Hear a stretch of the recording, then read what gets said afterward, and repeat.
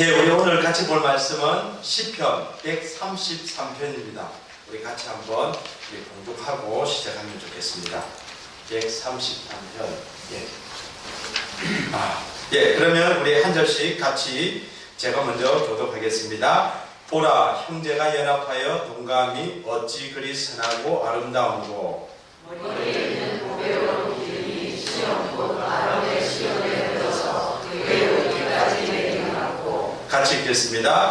헐몬의 이슬이 시온의 산들에 내린 같도다. 거기서 여호와께서 복을 명령하셨나니 곧 영생이로다. 아멘.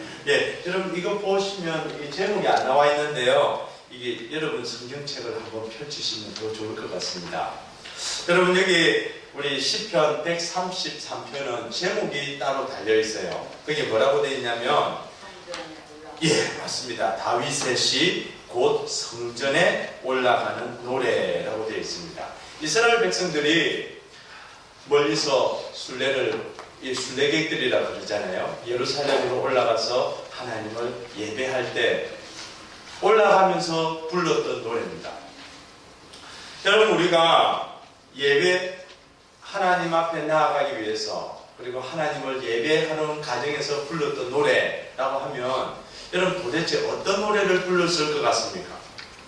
우리가 흔히 예배 드리기 전에 그냥 복음송은 잘 안 부르잖아요. 우리가 흔히 말해서 경배와 찬양 드리듯이 하나님의 성품이나 그리고 하나님이 행하신 일들에 대해서 우리가 찬양을 합니다. 경배를 합니다. 그렇죠? 여러분 또 하나님 앞에 예배 드리러 놓으실 때 여러분 또 그나마 좀 신경도 좀 쓰시지 않습니까? 거울도 한번 보기도 하고 그래 주일 만나면 사람들도 보고 그러는데 그런 마음도 있지만 그래도 하나님 앞에 준비된 마음으로 나아가겠다라는 마음이 제일 클 겁니다. 그런데 여러분 오늘 한번 우리 시편 기자인 다윗이 우리에게 예배 드리러 가기 전에 불러야 할 노래가 무엇인지 1절에 말씀하고 있습니다. 제가 한번 읽어보겠습니다.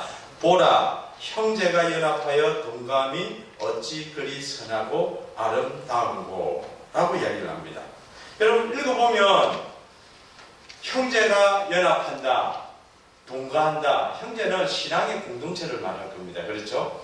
연합한다라는 말은 한 마음을 가지고 한 목적을 향해서 나아가는 것을 이야기를 합니다. 어찌 보면 정신적인 부분이기도 합니다. 그러나 동거는 어떤 피지컬하게 어떤 장소적인 개념입니다. 두 사람이 한 자리에 공동체를 이루며 살기 위해서는 제일 먼저 필요한 게 내 자리를 대신 내어주는 겁니다. 그렇죠? 어찌 보면 신앙 공동체는 한 마음을 가지고 한 목적을 향해서 나아갈 때 내 자리를 다른 사람을 위해서 내어줄 수 있는 것, 양보해 줄 수 있는 것. 여러분 그게 오늘 시편은 뭐라고 하냐면 형제가 서로 연합하고 동거하는 것이 어찌 그리 아름답고 좋냐라고 찬양을 하고 있는 겁니다. 여러분 우리가 1절 이게 제목이 뭐라고 그랬죠? 성전에 올라가는 노래, 하나님을 예배하러 갈 때 부르는 노래. 근데 1절은 관심이 뭐냐면 신앙 공동체가 연합하고 함께하는 것에 이야기를 합니다. 다른 말로 하면 예배드리러 가는데 하나님 생각하지 말아라는 겁니다. 이해가 되시나요? 여러분 보통 구절 같으면 예배드리러 갈 때 하나님 앞에 이렇게 준비하고 마음을 모아서 예배에 집중할 수 있도록 세상의 것 내려놓고 오로지 십자가만 바라보고 하나님만 생각해야 된다라고 다윗이 말할 수 있는데 오히려 이 구절은 하나님에 대한 구절이 아닙니다. 하나님 절대 생각하지 말아라. 예배 드리러 갈 때 우리는 저 하늘에 계신 하나님을 바라보면서 예배 드리고 싶은데 오늘 성경은 우리에게 저 하늘 쳐다보지 말고 옆에 있는 지체 얼굴 한번 쳐다보라라는 이야기. 우리는 또 다른 말로 하면 신으로 오신 예수 그리스도에 대해서는 우리가 참 귀하게 생각하지만 이 땅에 육신으로 오신 예수 그리스도에 대해서 무시하는 자들이 초대교회 때 있었습니다. 여러분 어떤 걸까요? 정말 신앙은 뭘까요? 하나님 죄송합니다. 하나님 정말 열정적으로 부르고 그분을 찾는 것이 정말 하나님을 예배하는 삶일까요? 아니면 또 다른 무엇이 하나님을 예배하는 삶일까요? 여러분 성경에 그 예레미야 시대에 보면 유다가 멸망당하기 전에 유다 사람들은 정말 하나님에 대해서 열정적이었습니다. 그들은 예레미야가 너 이렇게 살면 반드시 하나님이 망하게 하신다라고 선언을 했음에도 불구하고 이스라엘 백성들은 들은 척도 안 했어요. 왜 그랬냐면 뭔 소리냐? 우리에게는 예루살렘 성전이 있다. 우리는 매일마다 하나님 앞에 예물을 드리고 제사를 드리고 번제를 드리고 우리의 삶을 드린다. 그리고 또 우리 집안이 어떤 집안이고 다윗의 집안 아이가 다윗의 집안. 하나님이 사무엘을 통해서 언약하셨던 나단을 통해서 언약하셨던 다윗의 나라는 결코 망하지 않는다라는 그 구절을 잡고 있었어요. 그런데 예레미야는 뭐라고 했어요? 그거 소용없다. 소용없다. 왜요? 하나님은 너희들이 밖에 있는 가난한 자와 압제당한 자와 불쌍한 사람들 다 무시하지 않았냐? 그러면서 너희들은 하나님 이렇게 찾는데 나는 그거 별로 원치 않는다는 것입니다. 여러분 오늘 다윗이 우리에게 성전에 올라가면서 불러야 할 노래가 무엇인지 대해서 한번 생각해 보게 하는 거예요. 정말 하나님 부르는 것이 성전에 올라갈 때 불러야 할 노래인지 아니면 오늘 이 자리에서는 하나님이라는 이름 완전히 잊어버리고 옆에 지체만 바라보라는 것인지 여러분이 결정하시기를 바랍니다. 여러분 그러면서 시편 51편도 우리에게 뭐라고 하냐면 이 다윗은 조금 가감한 데가 있는 것 같아요. 51편 16절 17절에 이런 말씀이 있습니다. 주께서 제사를 기뻐하지 아니하시나니 주께서 구하시는 제사는 뭐라고요? 상한 심령, broken heart다라고요. 여러분 구약에서 하나님이 제사를 기뻐하지 아니한 적은 한 번도 없습니다. 그런데 다윗은 하나님은 제사를 기뻐하지 않는데요. 오히려 무엇을 기뻐하신다고요? 내 자신을 기뻐하신다. 이거는 혁명적인 이야기 아닙니다. 지금 여러분 마태복음 5장에 이런 말씀이 예수님께서도 동일하게 말씀을 하셨습니다. 너희가 하나님 앞에 예배 드리러 가다가 형제간에 원망들을 만한 일이 있거든. 그 예물을 어떻게 하고요? 놓아두고 그 형제한테 가서 먼저 화해하고 예배드리러 오라라고 이야기를 합니다. 여러분 도대체 하나님의 관심이 뭘까요? 사람들이 하나님 정말 멋있어요. 하나님 정말 대단해요. 이런 찬송을 받기를 기뻐하실까요? 하나님이? 여러분 예배에 있어서 하나님보다 더 중요한 것이 있을 수 있다라고 오늘 시편이 우리에게 말을 합니다. 하나님보다 더 중요한 것. 여러분 왜 다윗이 그런 고백을 했는지 우리 2절 같이 한번 읽어보도록 하겠습니다. 시작. 머리에 있는 보배로운 기름이 수염 곧 아론의 수염에 흘러서 그의 옷깃까지 내림 같고 라고 합니다. 여러분 이 2절은 어떤 장면이냐면 아론이 제사장으로 위임식을 받는 장면입니다. 이게 레위기 8장 30절에 있습니다. 여러분 아론이 어떤 사람인 줄 여러분 아시죠? 여러분 제사장으로 위임되기 전에 아론이 어떤 나쁜 짓을 했는지 여러분 아실 만한 분은 알 겁니다. 출애굽기 20장에 모세가 하나님을 대면하러 시내산에 올라갔습니다. 40일 동안 있었는데 백성들이 불안해 죽겠어요. 저 사람이 올라가서 소리가 없어요. 뭐 카톡이라도 보냈으면 되는데 전혀 연락이 없어요. 이게 함흥차사인 거예요. 백성들이 불안하기 시작합니다. 죽었을 수도 있다. 리더가 없는데 우리 어떻게 해야 되나, 이 많은 백성을 데리고. 그러자 그때 아론이라는 사람이 여러분 조금만 기도하면서 기다립시다 하는 게 아니에요. 그렇죠? 어떻게 했냐면 아론이 백성들을 불러 모았습니다. 여러분 출애굽 당시에 가져놓은 금이나 은이나 장신구들을 다 내게로 가져오시오. 내게로 가져오시오.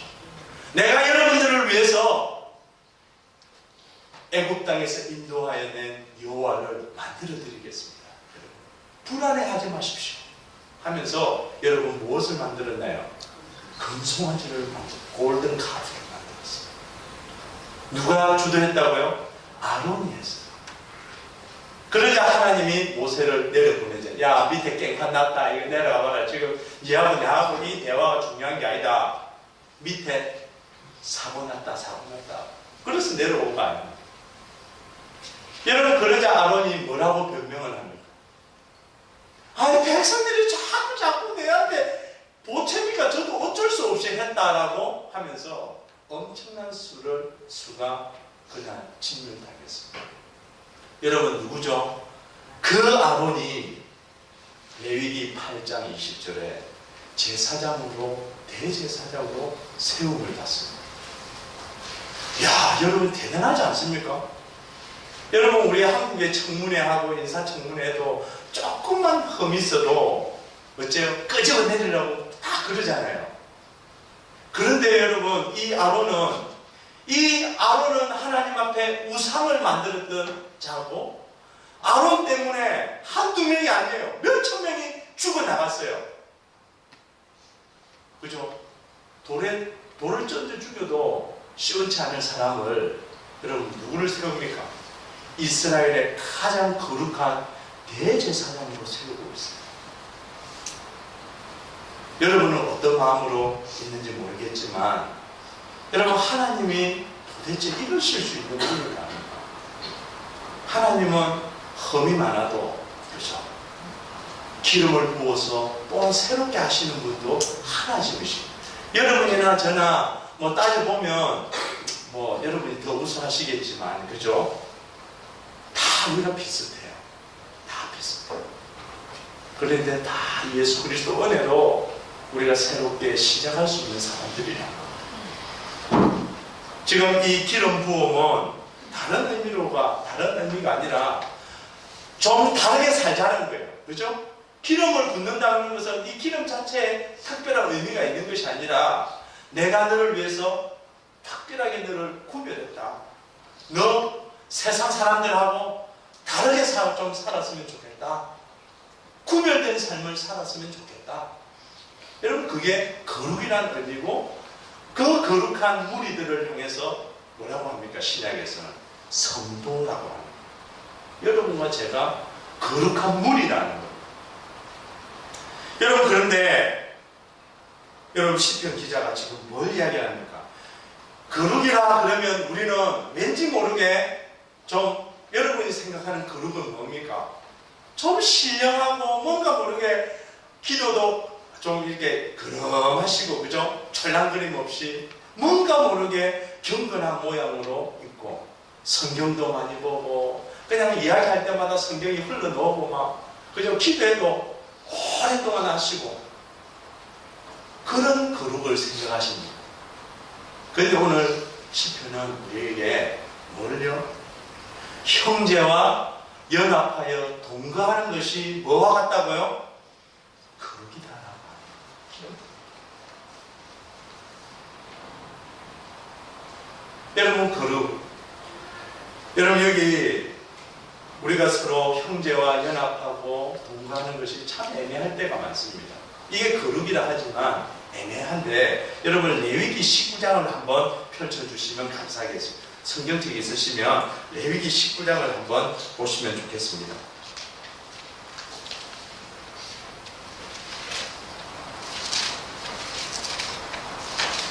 레위기 19장은 레위기 중에서도 제일 중요한 구절입니다. 여러분 레위기 하면 그냥 한마디로 하면 거룩에 대한 겁니다. 어떻게 이스라엘 백성들이 하나님 앞에서 그리고 열방에서 제사장 나라로서 그리고 하나님의 구별된 백성으로 살아야 할지에 대해서 말씀해 주는 것이 레위기입니다. 그래서 예배에 관한 것 그리고 또 삶에 관한 부분들이 많습니다. 그러나 그 중에 특별히 제일 중요한 우리가 고린도전서 13장 하면 뭘 이야기하죠? 흔히 사랑장, 뭐 또 15장 하면 부활장, 뭐 또 로마서 하면 은사장 하듯이 레위기 19장 딱 하면 보통 사람들은 거룩장이라고 이야기합니다. 여기 19장 2절에 보면 이런 말씀이 있습니다. 너는 이스라엘 자손의 온 회중에게 말하여 이르되 너희는 거룩하라. 이는 나 여호와 너의 하나님이 거룩함이니라. 우리가 거룩해야 할 이유가 뭐냐면 하나님이 거룩하니까 하는데 여러분 이 구절들을 집에 가서 잘 한번 읽어보십시오. 도대체 거룩이 뭔지 하나님 정말 열심히 부르고 그냥 안 빠지고 종교생활 열심히 하는 그게 거룩 또 맞아요. 또 그것까지 안 하실까 싶어서 제가 좀 실수는데 그것이 그것만이 아니다라는 거예요. 여러분 여기에 보면 거룩이 뭐냐면 9장의 9절에 보면 이런 말씀이 있습니다. 너희가 너희 땅에 곡식을 거둘 때에 너는 밭 모퉁이까지 다 거두지 말고 내 떨어진 이삭도 줍지도 말고 내 포도원의 열매를 다 따지도 말며 내 포도원에 떨어진 열매도 줍지 말고 가난한 사람과 거류민을 위하여 버려두라. 나는 너희의 하나님 여호와니라. 여러분 이스라엘 백성들의 대부분은 직업은 농부였습니다. 여러분 농부의 거룩이 뭐냐라고 할 때 성경은 열심히 성경 보고 기도하고 아침에 시작하기 전에 하나님 감사합니다 도와주십시오 그거 없어요. 뭐냐면 내 밭의 소산물을 내가 열심히 노동했으니까 다 가져오는 것이 아니라 어떻게 해요? 나의 것이지만 다른 사람들을 위해서 모퉁이를 남겨줄 수 있는 사람. 여러분 그게 거룩이에요. 하나님 열심히 찾고 연합회 만들어가지고 신호회 만들어서 종교생활하고 점심때 가서 기도하고 그런 게 아니라는 거예요. 뭐냐면 내 것이지만 내가 아침부터 열심히 일해서 내가 일당 받았는데 그 일당 가지고 내가 다 가져오는 게 아니라 나보다 조금 못한 사람들을 위해서 떼어줄 수 있는 거. 그게 거룩이래요. 여러분 또 하나 또 제가 볼게요. 또 13절에 11절에 보면 도적질 하지 말라. 속이지 말며 서로 거짓말 하지 말고 뭐 이런 것도 있고요. 13절에 보면 너는 내 이웃을 억압하지 말며 착취하지 말며 품꾼의 싹을 아침까지 밤새도록 내게 두지 말며 라고 되어 있습니다. 여러분 이건 사업자 보고하는 거예요. 여러분 제가 여러분 아시다시피 주중에는 카페 일을 하는데 제가 목회보다 더 힘든 걸 하나 발견했습니다. 더 힘든 게 있더라고요. 그게 뭐냐면 돈 받는 게 진짜 힘들더라고요. 일을 해줬는데 돈을 임금을 아직도 못 받은 경우도 있어요. 할 때는 하면 바로 입금시킵니다 했는데 그런데요 이게 하루 이틀 지나니까 목사도 신앙이 없는지 시험에 들기 시작하더라고요. 아침 되면 들어왔나 안 들어오면 괜히 화가 나고 그렇다고 사장님 아직 입금 안 됐는데 확인해 주세요. 이것도 한두 번 보낼 수 있는 거지. 여러분 사업해 보시면 알 거예요. 내 일해주고 그렇게까지 했는데 빌려준 돈도 마찬가지인 것 같아요. 빌려줄 때는 내가 서서 하나 일했지만 받을 때는 절대로 못 써요. 가갖고 제발 좀 갚아줘. 우리 먹고 살 거 없다. 우리 생활비다 라고 해도 오히려 입장이 바뀌는 게 동그래져요. 그런데 여러분 성경이 뭐라고 합니까? 여러분 일을 하다 보니까 저도 페인트 하시는 분들, 큰 사업체 하는 분들 중에 이런 분이 많아요. 키들도 나쁜 놈 많아요. 아니, 일을 했으면 제때 줘야 되는데 반틈 조금씩 줘요. 왜요? 그래야 또 다음에 부를 때 오거든요. 이불로 한 번에 다 안 줘요. 나는 그 사람이 예수 믿는 사람인지 안 믿는 사람인지 진짜 궁금해요. 여러분, 오늘 성경에 뭐라고 하는 거예요? 거룩? 시루에 만들어갖고 원래 단기 선교하고 이런 짓 하지 말라는 거예요. 그거 말고 뭐예요?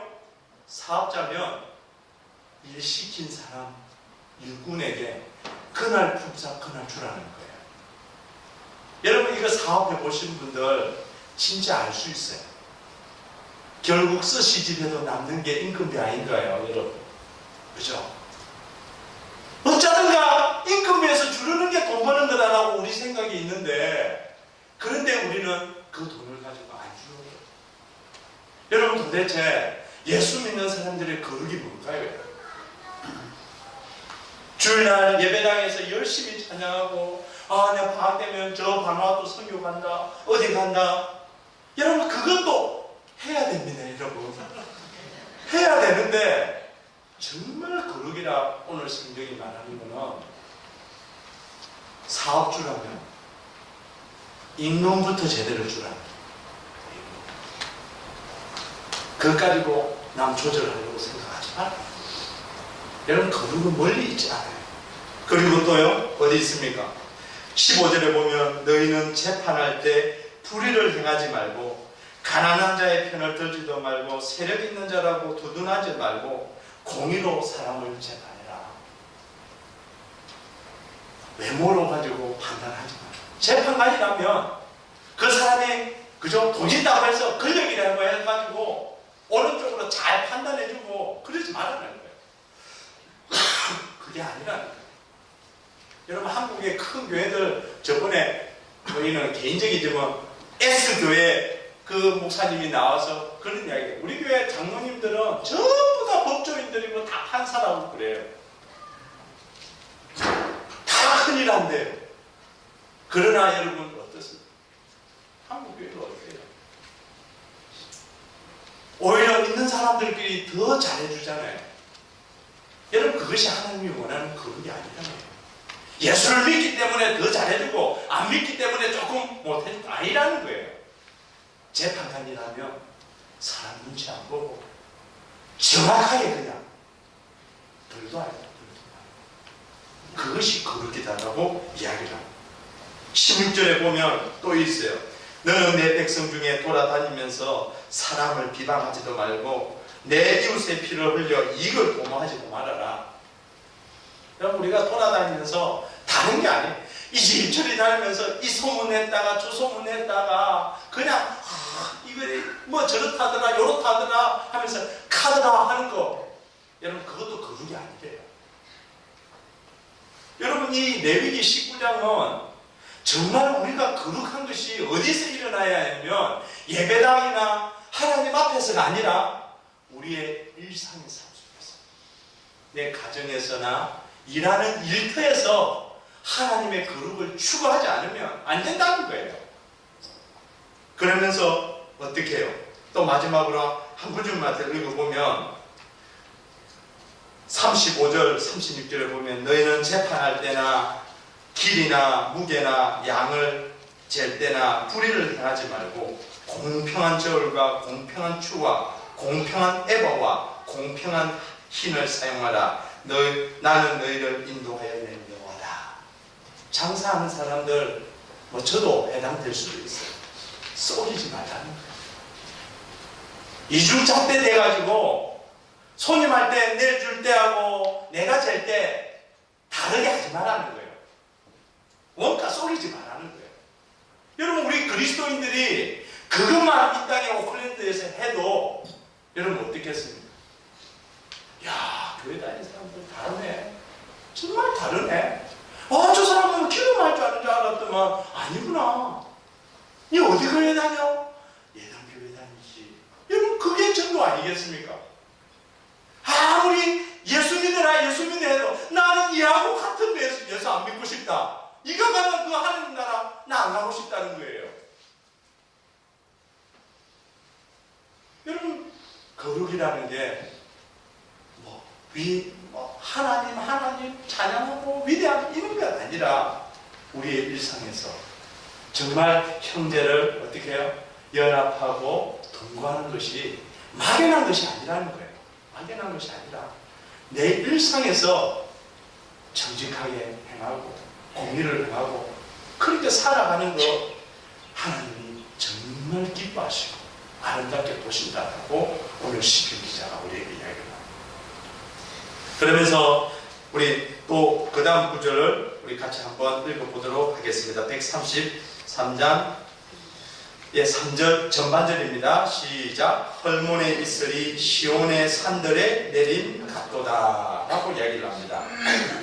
여러분, 이 이슬은 헐몬의 이슬이 시온 산에 내린 같다라고 했을 때 여러분, 건조 지역인 이스라엘에 있어서 제일 중요한 게 물이잖아요. 그렇죠? 우기 때야 물이 요즘처럼 저희도 물 많고 이러면 보기만 해도 그냥 싫잖아요.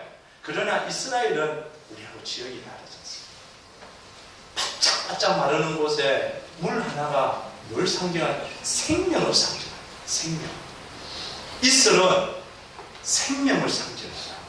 하나님이 이슬이라고 성경에 표현을 합니다. 그런데 오늘 뭐라고요? 하나님이 생명, 우리가 아까 찬양할 때도 뭐라고 했습니까? 생명 주께 있네라고 했잖아요. 그런데 오늘 시편은 뭐라고 합니까? 형제가 연합하고 동거하는 것이 뭐와 같다고요? 이슬과 같다라고 이야기합니다. 형제가 연합하고 동거하는 것이 생명이다라고 이야기를 해요. 하나님 부르는 게 생명이 아니라 형제들끼리 연합하고 동거하는 것이 생명이다라고 이야기를 합니다. 여러분, 창세기 1장 27절에 보면 이런 말씀이 있습니다. 하나님이 자기 형상, 곧 하나님의 형상을 따라 남자와 여자를 창조하시고 라고 되어 있습니다. 여러분, 하나님의 형상, 이미지 오브 갓이라고 했을 때 여러분, 이게 어떤 뜻이냐면 두 가지 뜻이 있습니다. 첫 번째가 뭐냐면 고대 이스라엘 지역을 고대 근동이라고 합니다. 이스트, 니얼 이스트라고 합니다. 그는 유럽을 이렇게 중심으로 해서 그래서 우리나라는 극동이 되는 거죠. 멀리 있으니까. 어쨌든 중동 이렇게 하는데 그 지역에 보통 왕들이 자신의 통치권을 행사할 때 어떻게 하냐면 자신이 다스리는 그 영역에다가 자기 형상을 닮은 동상을 하나 딱 세워놔요. 그게 무슨 뜻이냐면 이까지는 내 땅이야. 내가 통치하는 곳이야. 라는 의미입니다. 그래서 형상을 세웠어요. 성경으로 그걸 그대로 갖고 와보면 여러분, 하나님께서 말씀으로 세상을 창조하시고 왕이신 하나님께서 이 땅을 다스리려고 할 때 하나님이 다스리는 보다는 이 땅도 내 땅이야 하는 의미로 하나님하고 비슷하게 생긴 자기의 형상을 따라서 누굴요? 사람을 하나 세운 거예요. 그래서 아담과 하와는 왕의 대리자입니다. 즉 하나님의 형상이라는 말은 God's representative라는 뜻입니다. 하나님의 형상, 하나님의 대리자라는 뜻입니다. 그래서 우리는 사실은 이 땅에 하나님의 대리자로서 우리 어떻게 해요? 우리가 1장 28절 문화명령이라고 하기도 하는데 그래서 하나님처럼 이 땅을 다스리고 충만하고 번성케 하는 거예요. 그래서 내가 하는 일도 누구처럼요? 하나님이 하시는 것처럼 내가 사업도 하고 하나님께서 하시는 것처럼 또 가정도 가꾸고 그런 것을 하는 거예요. 왜냐하면 우리는 하나님의 대리자니까. 그게 형상의 첫 번째 뜻입니다.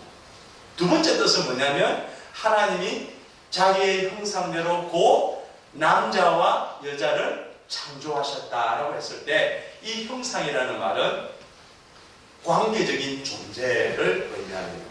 즉 하나님은 하나로 만드시지 않고 형상이기 때문에 너와 나를 만드신 거예요. 사람만이 관계할 수 있습니다. 여러분, 이 관계적인 존재로서 인간은 하나님의 형상이에요. 여러분, 인간이 하나님의 형상을 유지한다는 것은 너와 내가 좋은 관계를 유지할 때 하나님의 형상이 유지됩니다. 그런데 창세기 9장 6절에 보면 이런 말씀이 있습니다. 다른 사람의 피를 흘리면 그 사람의 피도 흘릴 것이니 이는 하나님이 자기 형상대로 사람을 지으셨음이니라. 여러분, 내가 다른 사람을 내 삶에서 배제시키면 결국은 그것이 어떤 의미냐면 하나님의 형상을 파괴한다는 이야기예요. 하나님의 형상이 깨진다는 이야기입니다. 그런데 내가 다른 사람과 좋은 릴레이션십을 가지고 좋은 관계를 가지면 하나님의 형상이 우리 속에서 온전하게 이루어진다는 의미입니다. 여러분, 저 시편이 말하는 것처럼 뭐죠? 보라, 형제가 연합하여 동감이 어찌 그리 아름다운고. 그것이 뭐라고요? 생명이라 했잖아요. 그 생명은 어떤 거냐면 하나님의 형상으로서 서로 관계를 잘 유지할 때 우리 속에 뭐가 넘치냐면 생명이 존재한다는 겁니다. 여러분, 요한일서 3장 14절에 이런 말씀이 있습니다. 우리는 형제를 사랑함으로 사망에서 옮겨 생명으로 들어간 줄 알거니와 사랑하지 아니하는 자는 사망에 머물러 있느니라. 그런데 요한복음 3장 14절에는 뭐라고 이야기를 하냐면 우리가 예수 그리스도를 믿어 사망에서 생명으로 옮겼다라고 이야기를 합니다. 그런데 요한일서에서는 뭐라고요? 예수 믿어서 사망에서 생명으로 옮긴 게 아니라 그것을 완전히 바꾸는 거예요. 예수는 없어요. 뭘요? 옆에 있는 지체를 사랑함으로 사망에서 생명으로 옮겼다라고 이야기해요. 뭘 이야기할까요? 하나님이 열심히 예배하는 거나 사람들을 열심히 섬기는 거나 같다 틀리다요? 같다라는 겁니다. 여러분, 다윗이 지금 우리의 관심을 하늘에서 옆으로, 수직에서 수평으로, 하늘에서 땅으로 내리는 이유는 우리가 하나님 예배하면서 옆에 있는 지체들을 무시하기 때문에 그게 아니다라는 거예요. 여러분, 저도 경험 많잖아요. 소명교회 내고, 그죠? 그렇게 예배 잘 드려도 여러분 문제 생기면 신앙은 없어요. 그렇게 은혜 받고 찬양하고 해도 내하고 틀리는 것만 생기면 여러분 신앙은 다 어디 갔는지 몰라요. 여러분, 도대체 왜 그럴까요? 왜 그럴까요? 여러분, 우리 마음속에 그런 건 아닐까 싶어요. 내가 예수 믿고 구원받지 옆에 지체들하고 잘해서 하는 것은 인간적이지 않느냐라고 생각하기 때문에 아닐까요? 내가 믿음으로 구원받지 어떻게 행함으로 구원받아? 이렇게 생각하지는 않는 걸까요? 어쨌든 요한은 예수님을 믿는 것이나 형제를 사랑하는 것이나 똑같다라고 해요. 그것을 바꾸어서 넣어도 전혀 문제없어요. 형제를 사랑함으로 사망에서 생명으로 옮겼다. 형제가 서로 연합하고 동감이 어찌 그리 아름다운고. 왜 아름답냐면 그 속에 생명이 있기 때문에, 힐몬의 이슬처럼 생명이 그 속에 있기 때문에. 예수께 생명이 있는 거 맞아요. 그러나 하나님은 그 생명을 형제들과의 관계 속에 숨겨두셨다며. 마태복음에 그러잖아요. 마지막 날에 누가 영생을 얻는 자입니까? 주여 주여 하는 자가 아니라 소자에게 물 한 그릇 주면서 나보다 못한 사람에게 다가가서 내 자리를 양보할 수 있는, 그때 예수님이 뭐라고 하세요? 소자에게 한 것이 곧 나에게 한 것이다. 나에게 한 것이다. 라고 말씀하셨던 그 말씀을 우리는 기억할 필요가 있습니다. 여러분, 시편 기자가 형제가 연합하여 동거하는 것이 이슬처럼 생명처럼 아름답고 좋은 것이라고 선언할 때, 여러분 도대체 그러면 우리가 사랑하는 게 우리를 어떻게 하면 이 시대에 우리가 좀 사랑할 수 있을까? 그냥 형제와 연합하고 동거하면 돼. 같이 자리에 모이는 것만으로 돼. 그건 이상인 것 같아요. 예수님에게 찾아온 율법사가 있습니다. 누가복음에 예수님께 물어요. 예수님, 어떻게 하면 내가 영생을 얻을 수 있죠? 그러자 예수님께서 하나님을 사랑하고 내 이웃을 내 몸과 같이 사랑하라 라고 해요. 그러자 그 율법사가 예수님께 또 묻습니다. 누가 내 이웃이에요? 누가 내 이웃이에요? 그러자 예수님께서 한 비유를 하셔요. 선한 사마리아의 비유를 합니다.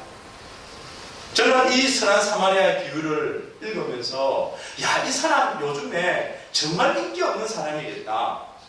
이 사람처럼 살다가는 이 자본주의에서 꼴딱 망하겠다라는 생각을 해봅니다. 눈치가 없어요. 왜요? 여러분 보세요. 길 가다가 어떤 사람이 강도를 만나서 거의 죽게 됐어요. 그런데 제사장과 레위인들은 뭐 구체적으로 나와 있지 않지만 저는 오늘 말씀을 적용해 보자면 하나님을 생각했을 수도 있어요. 나 지금 예배 보러 가야 되는데, 지금 하나님께 집중해야 되는데 내가 저것하고 저것 하다 보면 내 마음이 흩어질 것 같지 않아? 안 돼, 안 돼. 나는 하나님 앞에 거룩을 유지해야 돼 하면서 그냥 보고도 지나갔어요. 그런데 이 레위인은, 아니 사마리아인은 어떻게 했냐면 이렇게 말을 합니다. 레위인은 성경 구절에 이렇게 해요. 그 사람을 보고 불쌍히 여겨라라고 되어 있어요. 다른 사람은 그냥 지나갔어요. 이거 레위인 아닌데 뭐 괜히 내가 그거 건드려봤자 아이고 내가 뒷감당 어떻게 해야 하려고 그냥 지나가는 거예요. 근데 이 사마리아 사람은 흔히 말해서 오지랖인 거예요. 그 사람한테 갔어요. 불쌍히 여겨서 가서 어떻게 해요?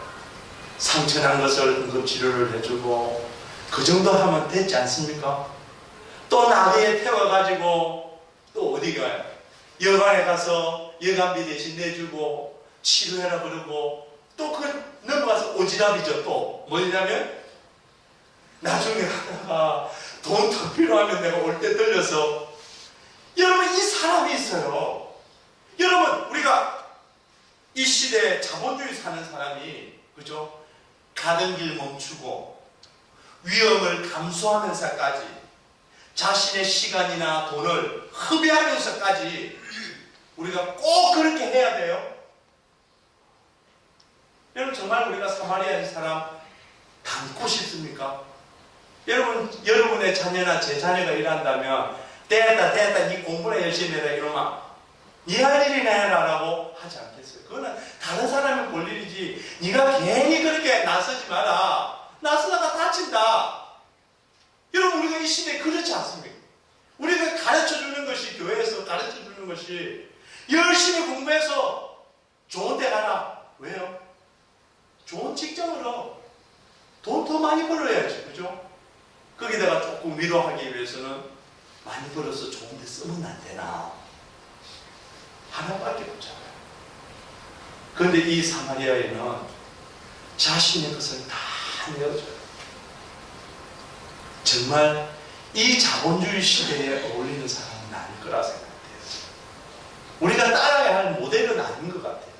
여러분 만약에 우리의 사업장이나 일터에서 이 사마리아인처럼 행동한다면 와이프들이 가만히 있을지 모르겠습니다. 그렇습니다. 여러분 우리 교회가 정말 일어나요. 우리는 늘 기도를 해요. 주는 것이 받는 것보다 복되다라고 하면서도 우리는 자본주의 속에서 받는 것을 더 좋아해요. 어떻게 하면 더 많이 받을 수 있을까? 더 많이 가질 수 있을까를 고민해요. 때로는 기도도 경건도 그렇게 이용을 하기도 하잖아요. 내가 잘 될 수만 있다면 하나님을 사랑하기보다는 하나님을 이용하기까지도 할 수 있는 게 우리 자신이잖아요. 그렇죠? 그런데 오늘 예수님은 우리에게 통일하게 말합니다. 너희가 나를 믿는다면, 너 영생 진짜 얻고 싶다면 너도 그와 같이 행해라. Go and do likewise. 그렇게 해요. 여러분, 우리에게 정말 사랑이 뭐냐? 저는 사마리아인처럼 이 시대에 살아갈 수 있는 거. 어떻게 하면 남들을 내 때문에 남이 좀 더 잘 될까? 여러분, 그리스도인의 표징은 다른 게 아닌 것 같아요. 내 때문에 어떻게 하면 남이 좀 더 잘 될까? 이거 고민하는 사람이 저는 그리스도인이라고 생각해요. 어떻게 하면 내 때문에 저 사람이 복을 좀 받을까? 우리 찬양했던 것처럼 복의 통로가 되는 거죠. 우리는 복의 저수지가 되려고 하고 있어요. 물 잔뜩 모아놓고 남에 있는 거 여기 땡기고 해서 내 엉덩이만 크게 하려고 하지, 이 찬양처럼 복의 채널이 되려고 하지 않아요. 우리 주님은 우리에게 그걸 가르쳤잖아요. 그게 뭐라고요? 생명이다 라고 이야기를 합니다. 그게 생명이다.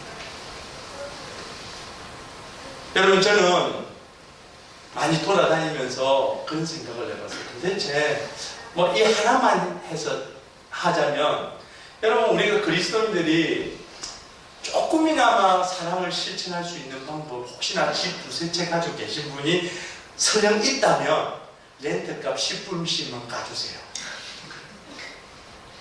진짜입니다. 여러분, 사랑이 뭘까요?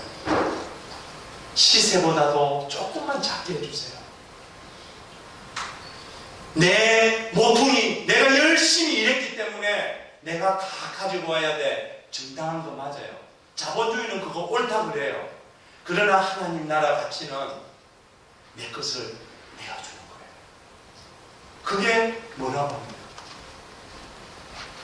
하나님 나라는 섬기는 자가 더 위대한 나라라고 이야기합니다. 여러분, 우리가 이 땅에 살면서 하나님 나라 가치를 주장한다면 우리는 날마다 자본주의와 싸울 수밖에 없어요. 더 가져! 라는 외침 속에 내가 내어놓으려고 하고, 니 때문에 다른 사람이 성제가 잘 돼야지, 내 때문에 다른 사람이 복받아야지 라고만 우리가 의식을 바꾼다면 오늘 성경이 말하는 것처럼 우리 속에 거룩이 흐르고 생명이 흐를 거라고 생각합니다. 그냥 그런 것 없이 하나님 하나님 하면서 그냥 계속 하나님만 외치고 하나님을 추구한다고 해서 하나님을 만날 수 있는 건 아닌 것 같아요. 오히려 옆에 있는 내 형제, 신앙의 동료, 또 머지않아서 내가 만나는 사람들을 위해서 내 자리를 조금만 양보만 해보십시오. 같이 해보면 좋겠습니다.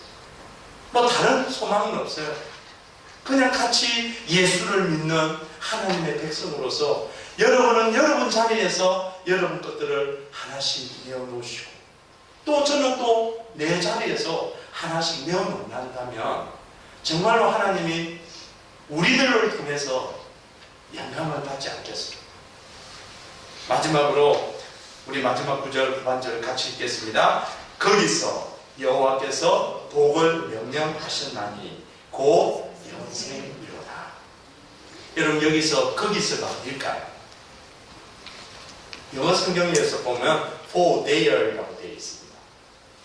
뭐 이게 시온의 산들이기도 할 수도 있고, 또 제 개인적인 생각은 저는 1절이라고 생각을 합니다. 1절. 1절에서 어디에 뭐가 선포된다고요? 여호와께서 복을 선포하십니다. 예루살렘 성 안에서만, 시온의 성 안에서만, 성전 안에서만 하나님이 복을 선포하시고 영생을 선포한다면 기독교 신앙은 의미가 없어요.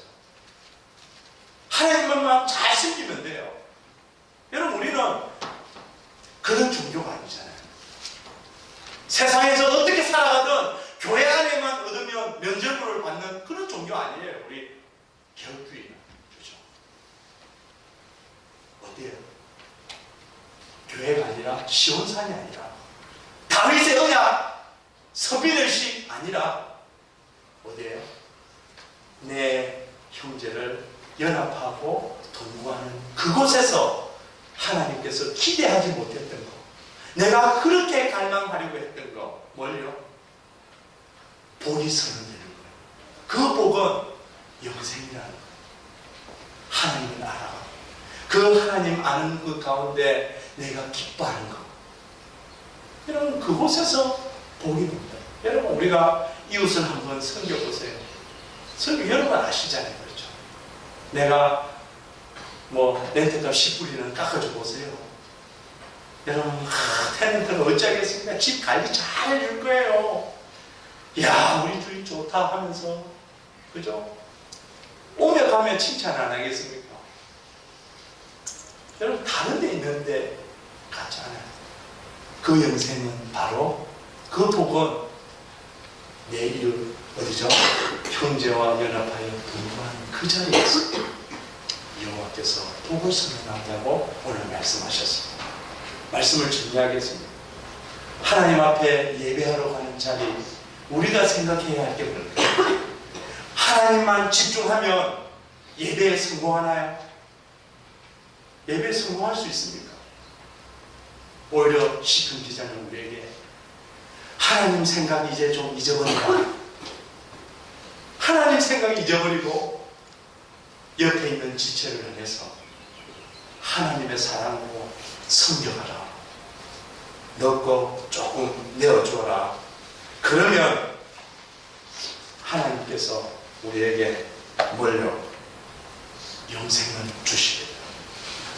여러분 우리의 일상에서 교회도 일상입니다. 그렇죠? 여러분 우리가 교회잖아요. 그렇죠? 우리가 가는 모든 곳에서 거룩한 삶, 성경 펼치는 삶도 필요하고, 더 중요한 것은 그 펼치는 삶대로 살아가려면 몸부림치는 것, 그것을 주님이 기대하실 것 같아요. 그리고 또 자본주의 사회 속에서 사마리아인처럼, 그래 남들이 보면 오지랖 뜬다 라고 그래도, 그래 이게 바로 하나님의 백성들이 해야 할 일이구나 하면서 내 것들을 조금씩 내어놓을 수 있다. 그래서 그 영생이 날마다 여러분이나 제 삶에 가득 흘러넘치기를, 그렇게 기도하고 또 소망하겠습니다. 우리 같이 한번 기도하면 좋겠습니다.